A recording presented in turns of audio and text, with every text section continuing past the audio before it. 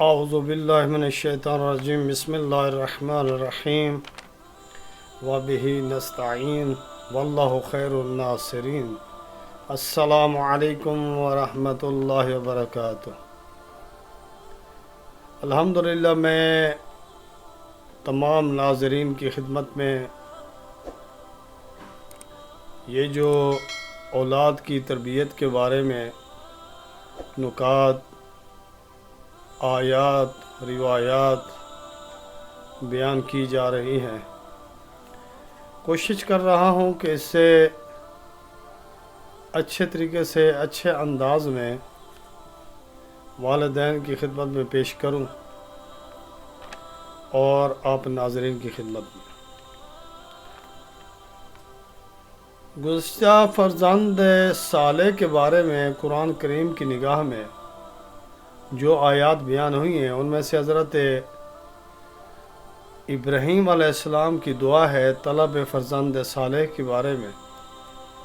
کہ رب ہب لی من الصالحین، اے پروردگار مجھے فرزند عطا کر جو صالحین میں سے ہو، جو نیکان میں سے ہو۔ یعنی ان کا یہی تقاضا ہے کہ فرزند ہو لیکن نیک ہو، صالح ہو۔ اس کے بعد ہے کیونکہ فرزند صالح اللہ کی ایک نعمت ہے۔ اللہ کی نعمتیں بہت زیادہ ہیں لیکن ان میں سے جو ایک نعمت ہے وہ اولاد صالح ہے، فرزند صالح ہے۔ چاہے بیٹی ہو یا بیٹا ہو، بیٹی ہو تو وہ تو رحمت ہے، اس کی تو کیا بات ہے، اور جو بیٹا ہے وہ بھی اللہ کی طرف سے نعمت ہے۔ تو حضرت زکریا علیہ السلام نے جو دعا مانگی، آج یہ جو میں بیان کرنا چاہ رہا ہوں ان اپنے بھائیوں کے لیے، بہنوں کے لیے کہ جن کے ہاں اولاد نہیں ہے، جو اولاد کی نعمت سے محروم ہے، تو امید ہے یہ جو عمل ہے جو قرآن کریم میں آیات بیان ہوئی ہیں، اولاد صالح کے لیے دعا کرنے کا انداز کیسا ہونا چاہیے، کیسے دعا مانگنی چاہیے، اور کون سی دعا ہے جس سے پروردگار انہیں فرزند صالح عطا کرتا ہے۔ تو حضرت زکریا نے جو دعا مانگی اس کے بارے میں قرآن کریم میں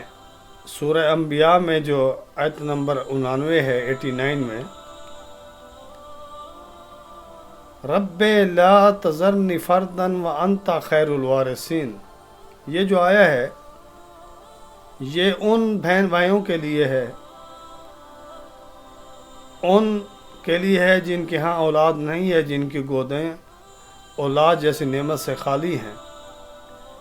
اگر وہ یہ عمل کریں گے تو انشاءاللہ تعالی ان کے ہاں اولاد ہوگی۔ اس آیا کو فیروزہ کی جو انگوٹھی ہے اس میں یہ آیا لکھوائیں، یا لکھی ہوئی بھی انگوٹھیاں ملتی ہیں، اس میں دونوں پہنے، یعنی جو شوہر ہے وہ بھی پہنے اور جو ان کی اہلیہ ہیں وہ بھی پہنے۔ اس میں فقط ہر وقت اس کو نہیں پہننا، کیونکہ قرآن کریم کی آیا ہے مخصوص ٹائم میں اس کو پہنے اور فوراً اس کو اتارتے۔ باقی اور اعمال ہیں انشاءاللہ تعالی، ان کو جو ہے نا ہم اگلے پارٹ میں جو آئے گا اس میں بیان کریں گے کہ کیا کیا کرنا چاہیے۔ یہ آیا اس لیے بیان کر رہا ہوں کہ ایک شخص حضرت امام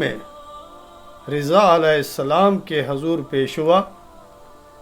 اور عرض کی کہ یمن رسول اللہ،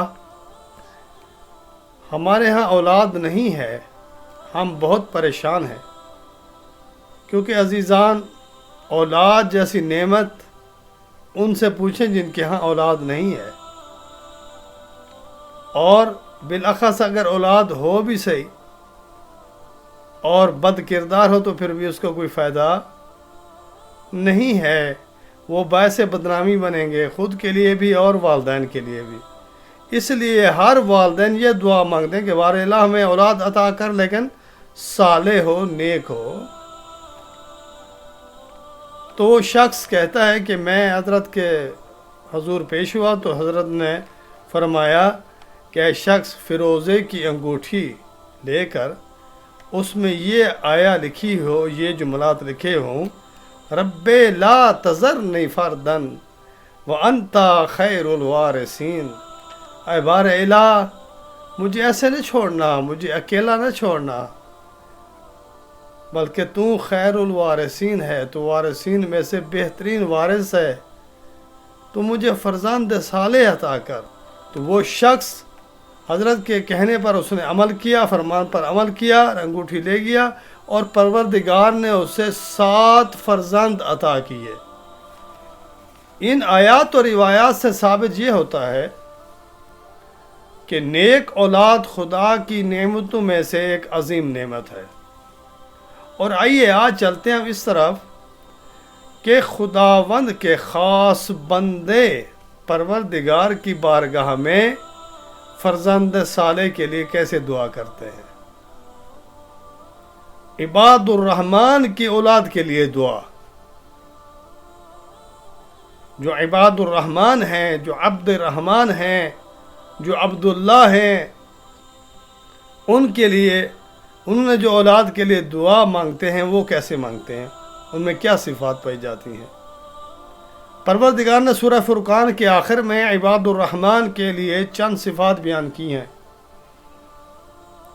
ایک صفت یہ ہے، ان میں جو خاص صفت پائی جاتی ہے کہ وہ اپنے گھر والوں کا خیال رکھتے ہیں اور پروردگار سے نیک اولاد کی دعا کرتے ہیں کہ بار الہ ہمیں نیک اور صالح اولاد عطا فرما، کیونکہ نیک اولاد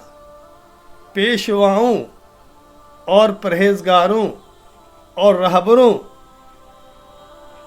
اور حکماء جو ہیں، حکماء شرعی، ان کی آنکھوں کا نور ہوتے ہیں۔ اور اسی طرح قرآن کریم میں ارشاد ہو رہا ہے والذین یقولون ربنا ہب لنا من ازواجنا وذریتنا قرۃ اعین واجعلنا للمتقین اماما۔ سورہ فرقان آیت نمبر 74 میں ہے، یہ وہ لوگ ہیں جو برابر ہمیشہ یہ دعا کرتے رہتے ہیں کہ خدایا ہمیں ہماری ازواج اور اولاد کی طرف سے آنکھوں کی ٹھنڈک